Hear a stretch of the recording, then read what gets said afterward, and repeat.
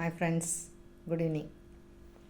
நிறைய பேர் ஊருக்கு போகிறதுக்கு ட்ரெயின் போய் ஏறணும், இல்லை வேறு இடத்துல பஸ் ஏறணும் அப்படின்னாலாம் ஓலோ ஊபர் ப்ரிஃபர் பண்ணுறாங்க. ஸோ நம்மளும் ஓலோ ஊபர் புக் பண்ணுறோம். புக் பண்ணோடனே வந்துட்டு ஓடிபி சொல்லி ஏறும்போது தான் அவங்க சார் கொஞ்சம் பார்த்து ஜாஸ்தி கொடுங்க, ரஷ்ஷாக இருக்குது அப்படி இப்படின்ட்டு ஏதாவது ஒரு ரீசன் சொல்லி ஜாஸ்தி கேட்குறாங்க. நம்மளும் சரின்னு சொல்லிவிட்டு ஏறி போயிடுறோம். அங்கே போய் அந்த ஸ்பாட்டில் இறங்க போகும்போது தான் எனக்கு இவ்வளோ தா அவ்வளோ தா அப்படின்னு சொல்லிட்டு டிமாண்ட் பண்ணுறாங்க. இது நிறைய பேருக்கு மன உளைச்சலை கொடுக்குது. இது ஏன் சொல்கிறேன் அப்படின்னா, லாஸ்ட் வீக் என்னோடய ஃப்ரெண்டு ஒருத்தவங்க வந்தாங்க. அவங்க ரயில்வே ஸ்டேஷன்லேருந்து வந்தாங்க வீட்டுக்கு. வரும்போது அவர் ஒன்றுமே பேசாமல் வந்திருக்காரு. வர வழியில் பார்த்து கொஞ்சம் போட்டு கொடுங்கன்னு சொல்லியிருக்காரு. இவங்களும் சரின்னு சொல்லியிருக்காங்க. இறங்கினதுக்கப்புறம் நீங்கள் தான் அங்கே 50 தரேன்னு சொன்னீங்களே சார் அப்படின்னு சொல்லி பிரச்சனை பண்ணியிருக்காங்க. அவருக்கு உடனே டென்ஷன் ஆகிடுச்சு. நான் அமௌண்ட்டே சொல்லலை, பார்த்து நீ தான் சொன்ன, நானும் தரேன்னு சொன்னேன், ஆனால் 50ன்னு நான் மென்ஷன் பண்ணனா, எதுக்கு போய் சொல்கிற அப்படின்னு சொல்லி 2 பேருக்கும் ஒரே பெரிய வாக்குவாதம் ஆயிடுச்சு. அதுக்கப்புறம் பக்கத்து வீட்டுக்காரங்க அவங்கள சரி பண்ணுறதுக்கே 10 நிமிஷம் ஓடிடுச்சு. இது தேவையில்லாத ஒரு மன உளைச்சல்.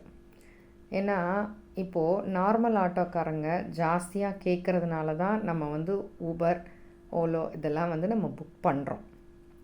அவங்களும் வந்ததுக்கப்புறம் இதே பண்ணாங்கன்னா எல்லாருக்கும் ஒரே டென்ஷன் ஆகுது. இதுக்கு ஒரே சொல்யூஷன் நம்ம யோசிக்கணும். இதுக்கு என்ன பண்ணலாம்? ஒன்று, அந்த ஆன் டைமில் ஓடியாந்து அப்படி இப்படி பண்ணக்கூடாது. பஸ்ஸில் ஏறி போகணும். இது டென்ஷன் இல்லாது. சரி, பஸ்ஸில் போனால் ஒரு 1 hour ஆகுது அப்படிங்கும்போது இப்போ தான் நம்மளுக்கு மெட்ரோ எல்லா இடமும் சர்வீஸ் இருக்குது. கூடிய மட்டும் மெட்ரோவை யூஸ் பண்ண பழகிக்கலாம்.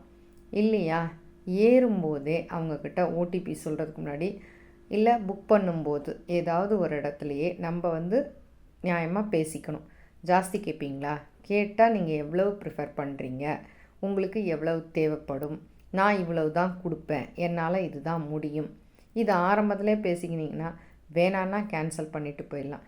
தேவையில்லாத ஒரு மன உளைச்சல், அன்றைக்கி பூரா பொழப்பும் டென்ஷன் ஆகிடும். இது ஒரு தேவையில்லாத ஒன்று. எல்லாத்துலேயுமே அந்த ஆன் டைம் அப்படின்னு நம்ம கீப்பப் பண்ணணும் அப்படின்னா அதுக்கு ஒரு கொஞ்சம் நேரம் முன்னாடியே கிளம்பி தான் ஆகணும். அதுதான் டென்ஷனை எல்லா இடத்துலையுமே நம்ம டென்ஷன் இல்லாமல் ஃப்ரீயாக இருக்க முடியும். ஸோ மன உளைச்சல் தேவையில்லாதது. இந்த மாதிரி சில்லற விஷயங்களில் நமக்கு தேவைதானா, அதை எல்லாருமே கொஞ்சம் யோசிக்கலாம். இல்லையா, மெட்ரோவை யூஸ் பண்ணலாம், இல்லை ஆட்டோக்காரன்ட்ட முன்னாடியே பேசிக்கலாம், இல்லை நம்ம வீட்டுக்கு பக்கத்தில் இருக்க 2 ஆட்டோக்காரங்களை பழகி வச்சுக்கலாம். அவங்க நியாயமாக கேட்குறபடி அவங்களோட நல்ல ஒரு அண்டர்ஸ்டாண்டிங் வச்சுக்கிட்டோம்னா நியாயமாக வாங்குறவங்களும் இருப்பாங்க. எல்லாருமே அடாவடி பண்ணுறவங்க கிடையாது. சில பேர் நியாயமாக வாங்குறவங்களும் இருக்காங்க. எல்லாரையும் நம்ம ப்ளேம் பண்ணவும் முடியாது. சில பேர் அப்படி இருப்பாங்க, சில பேர் இப்படி இருப்பாங்க.